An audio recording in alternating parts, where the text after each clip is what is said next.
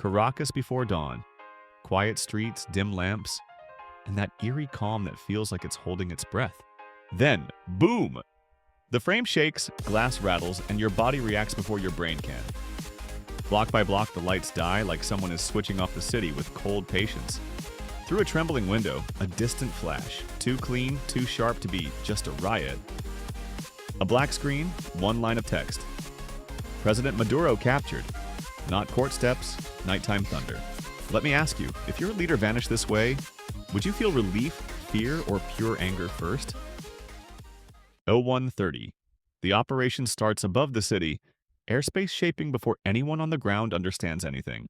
An EA-18G Growler approaches quietly. Electronic warfare designed to cut radars and radios, not hearts. Signals smear, frequencies choke, and eyes and ears go numb in real time. Air defense screens freeze, then blank, like the nation's nervous system just got unplugged. A dark F-22 silhouette slices the sky. Air dominance you can't argue with because you can't track it. F-35 joins, stealth, and sensors. Sometimes winning without shooting is the whole mission statement. Down below, people still sleep. No sirens, no warnings, only the illusion of normal life. Calm air, empty streets. Like the city hasn't received the memo yet. 02 Esaduro. The first blast rolls through downtown, heavy and deep, bouncing between concrete towers. Apartment windows snap on one by one. You can almost hear 1,000 nervous breaths. Fortuna goes dark. Power dies at the military's heart, and darkness becomes a weapon. La Carlota Airbase erupts in flame. Key nodes get pinned before response can even organize. Shaky phone footage begins. History captured in pixels while nobody knows what chapter they're in. X and Telegram flood with maps, rumors, siren emojis. Information outruns every aircraft tonight. Yeah. One phrase repeats, "Is this war?" And honestly, what else could you call that sound? A new sound, rotor blades, low and heavy. You feel the shadow before you see it. MH-60. Black Hawk skims fast, low altitude, tight turns, quick insertion, no time for hesitation. Night Stalkers take the controls, experts at darkness, altitude, and risk, and fast ropes drop like black lines. Boots hit ground with practiced silence, almost polite. Delta Force moves in. Tier 1. Mission emphasis, capture, not spectacle, not a firefight. Night vision turns green darkness into daylight. To them, you're the one walking blind. Guards get overwhelmed and restrained, so fast it feels like time itself is cooperating. Here's the eerie detail. Almost no gunfire. Does that calm you, or make it more terrifying? Doors open inside the compound. The target is close. Politics becomes physical, immediate, irreversible. Maduro is secured. Silhouettes, cuffs, controlled movement. Target in custody, a cold phrase. His wife is moved too. Family included, because control means controlling the whole human circle. No major firefight reported, just a vacuum where sovereignty used to sit 5 minutes ago. Helicopters lift off, dust swirling. The ground looks stunned, like it can't process the update. Soldiers below scramble for orders. Civilians stare. Nobody knows who's holding the steering wheel now. It's over, someone says. 15 minutes. Can a country's fate flip that fast? The route was always the sea. Northward, away from Caracas, toward open water and extraction plans. USS Iwo Jima waits offshore. An amphibious assault ship, a floating fortress with a flight deck. The helicopter lands, doors close. In that moment, jurisdiction changes without debate or ballots. Caracas wakes to sunrise, but the morning air feels rewritten, like a new rule got installed overnight. This wasn't an accident. It moved like a chess match, pieces placed long before the first sound. A montage of plans, routes, call signs, months of design condensed into one sharp, violent hour. Zoom out, the whole US military didn't move. Only a tiny specialized slice did. Think of it as a scalpel, not a hammer. Only the blades needed, nothing more. Delta Force, Tier 1 counter-terror unit. Built for the hardest job, capturing people alive, controlled. Killing is simpler. Capturing demands discipline, timing, restraint, almost like violence with a rulebook. They don't go to fight, the saying goes. They go to finish. You feel that chill? 160th SOAR, the Night Stalkers, Special Operations Aviation. If Delta is the hand, they're the legs. Training in pitch black, low altitude, no margin. They dance where mistakes mean funerals. Flying at treetop height to dodge radar, terrain becomes cover, not scenery. Delta and 160th fit like a lock and key. Timing, angles, silence, all rehearsed. Then the odd cameo, FBI HRT. Why would federal law enforcement join a military raid? Because the moment HRT shows up, the story shifts. Soldiers grab, law processes, cuffs become paperwork.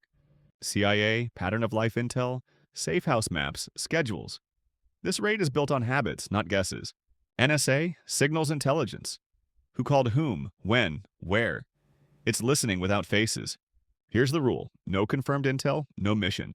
In raids like this, information fires first. Military and intelligence mesh like gears, one machine, many agencies, one outcome. That's the modern system. A small special operations package is lethal because it's integrated. Each piece makes the others stronger. Growler again. Electronic warfare as a digital curtain. Deny radar, confuse comms, slow decisions. Phones and radios go dead. Defenders can't coordinate. Silence isn't peace, it's paralysis. F-22 and F-35 fly above like reapers. Sometimes presence alone forces everyone else to stay small. Lose the sky and the ground becomes a cage. That's why air matters. MH-47. Chinook, heavy lifter, long range. The special warfare workhorse that carries people and time. MH-60 Black Hawk, fast, agile. The knife for tight insertions where every second feels expensive. And remember this line, these aircraft are symbols. When MH-47 and MH-60 appear, U.S. special warfare has begun. B-1B Lancer lurks behind the scene. Less about bombing, more about saying, we can go bigger. A big radar blip is a warning. Resist, and the next chapter is heavier. So weapons speak, sometimes louder than diplomats. The force itself becomes the message. Notice the scale, not thousands, not battalions, dozens. Small numbers, huge strategic weight. That's why it didn't need shock and awe. Precision was enough, and precision is the point. Now we know how it worked. But the question that burns is why? Why cross that line at all? Hold that thought, because the path to that night was 10 years of pressure, resentment, and collapse. 2013, Maduro takes power. One political transition becomes a decade-long legitimacy war inside and outside Venezuela. Disputed elections, street protests, crackdowns. Democracy feels like it's dissolving in real time. Juan Guaido declares himself interim president. Suddenly, two presidents exist in one country's story. The U.S. and allies recognize Guaido. Recognition becomes a geopolitical weapon, not a polite statement. Financial sanctions tighten, frozen assets, blocked transactions. Money stops flowing like blood with a clamp, Mike said. Energy sanctions hit hard, refineries slow, exports choke. An oil state suffocates on its own lungs. PDVSA, the state oil giant, gets squeezed. When the lifeline cracks, everything downstream shakes. Hyperinflation turns cash into confetti. People carry bags of bills for bread. It's surreal and cruel. Empty shelves, hungry kids. This is where geopolitics becomes a kitchen problem. Who pays first? Because this slow squeeze explains the night's explosion. U.S. indicts Maduro for narco-terrorism. Suddenly the target isn't a rival leader, it's a criminal. That legal frame matters. This isn't war, it's arrest. But arrest with helicopters is unsettling. Maritime pressure grows. Ships, patrols, inspections. A blockade without saying blockade out loud. Gray zone coercion. Warlike effects without formal war. Pressure with plausible deniability. Economics, law, and force braid together. You don't need bullets when the system itself is collapsing. And that's why the night arrives. Not from nowhere like a wave built by years of wind. Now zoom out again. The country watching with the tightest jaw might be China. Russia watches too, because influence is currency, and Caracas is a valuable account on that ledger. China poured loans and deals into Venezuela. Oil for cash, infrastructure, leverage. Billions with expectations attached. Experts say, this is a signal. A demonstration that Washington can reach partners, not just rivals. A signal to Beijing. Alliances won't protect you if the U.S. decides the rules are flexible. Imagine how Beijing reads this. If they can do Caracas, what stops them elsewhere? And yes, Taiwan pops into everyone's mind. Deterrence and escalation share the same hallway there. South China Sea logic echoes too. Small actions, big meanings, and one misread that changes everything. But here's the gamble. If you signal too hard, the other side may feel forced to respond. One miscalculation, wrong radar, wrong assumption, and a limited raid becomes a wider conflict. That's the fear. Now the law book opens, the UN Charter. It's supposed to be the world's promise against force. Ja was benötigt, Article 2(4). No force against another state's sovereignty. Simple sentence, massive consequences. Article 51 allows self-defense after an armed attack. So the key question, what counts as attack? Self-defense requires necessity and proportionality. Does capture fit those tests? Here comes the harsh concept.